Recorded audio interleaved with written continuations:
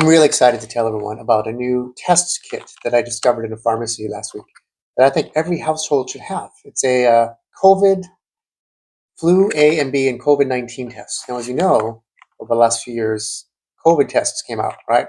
Eventually. But now there's an even better test I discovered at Rite Aid.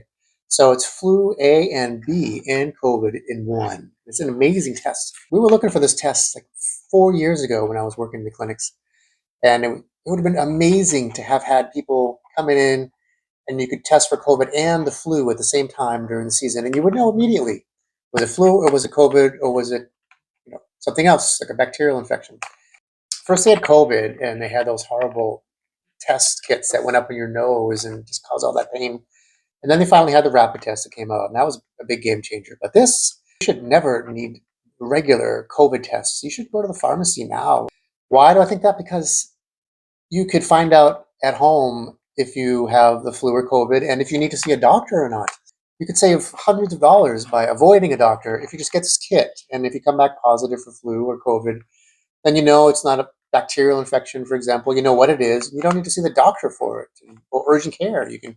And I saw this on Amazon too. There's a couple versions, $10 to $15.